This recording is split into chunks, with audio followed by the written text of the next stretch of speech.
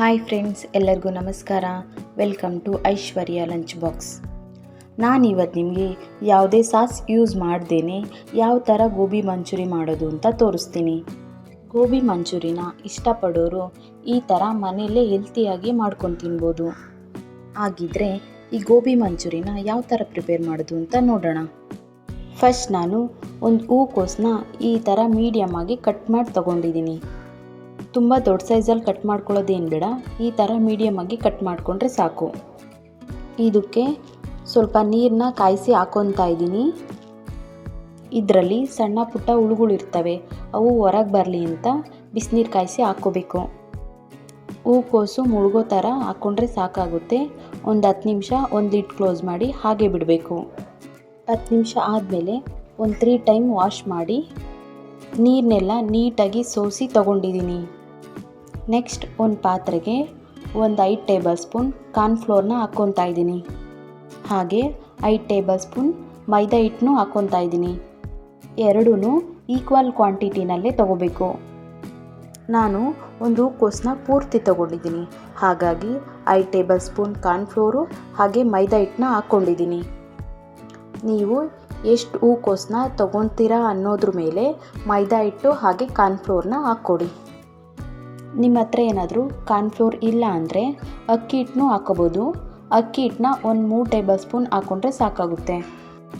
ರುಚಿಗೆ ತಕ್ಕಷ್ಟು ಉಪ್ಪು ಹಾಕ್ಕೊತಾ ಇದ್ದೀನಿ.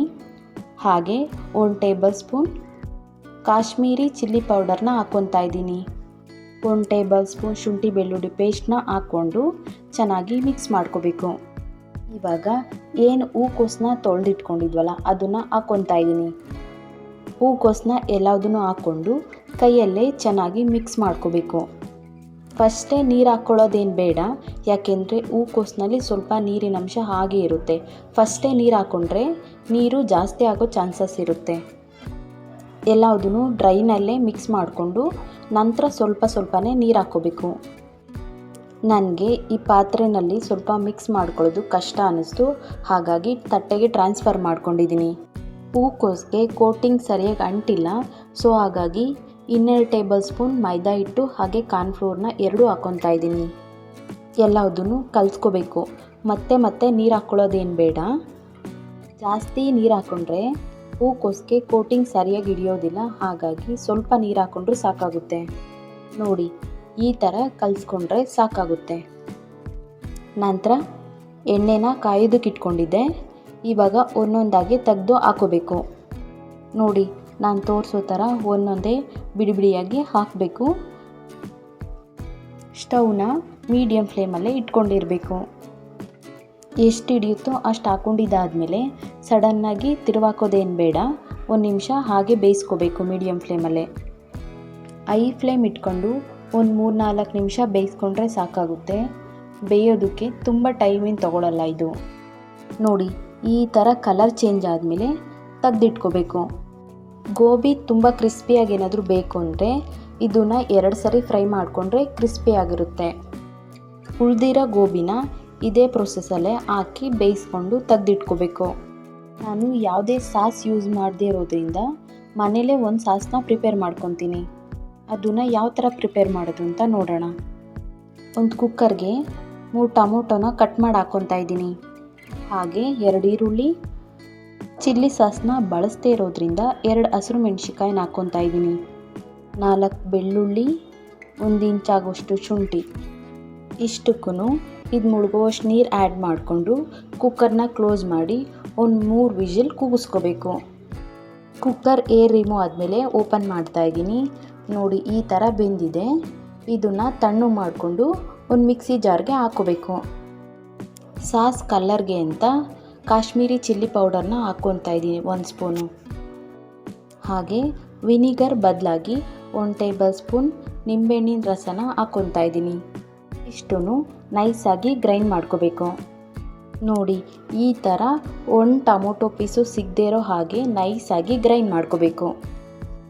ನೆಕ್ಸ್ಟ್ ಒಂದು ಪಾತ್ರೆ ಬಿಸಿ ಮಾಡಿಕೊಂಡು ಏನು ಗ್ರೈಂಡ್ ಮಾಡ್ಕೊಂಡಿರ್ತೀವಲ್ಲ ಆ ಪೇಸ್ಟ್ನ ಹಾಕ್ಕೊತಾ ಇದ್ದೀನಿ.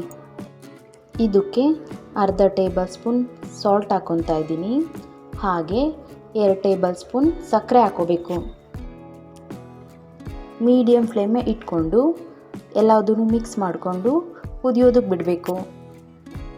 ಮಧ್ಯ ಮಧ್ಯ ಈ ಥರ ಮಿಕ್ಸ್ ಮಾಡ್ಕೊತಾನೆ ಇರಬೇಕು.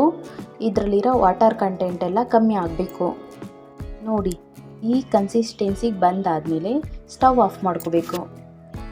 ಒಂದು ಬೌಲ್ಗೆ 1 ಟೇಬಲ್ ಸ್ಪೂನ್ ಕಾರ್ನ್ಫ್ಲೋರ್ನ ಹಾಕ್ಕೊತಾ ಇದ್ದೀನಿ.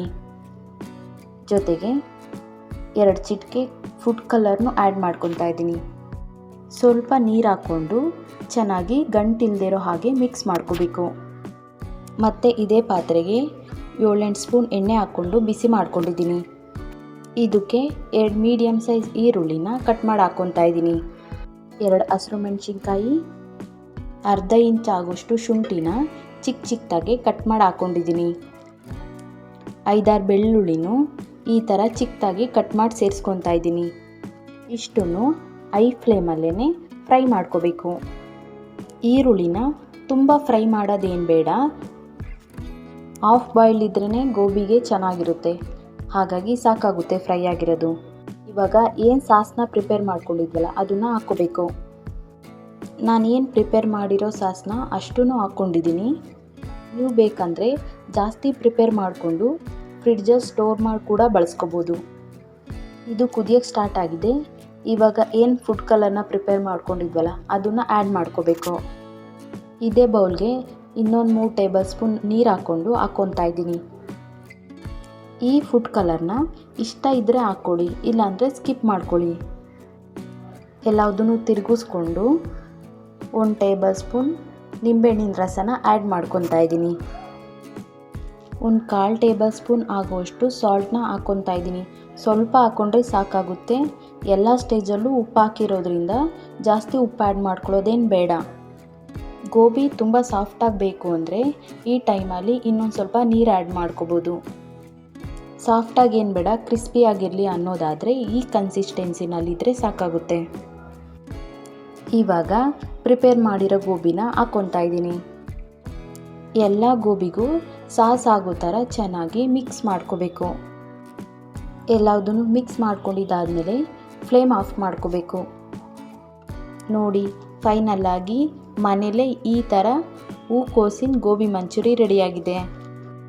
ಇವಾಗ ಒಂದು ಪ್ಲೇಟ್ಗೆ ಸರ್ವ್ ಮಾಡ್ಕೊತಾ ಇದ್ದೀನಿ.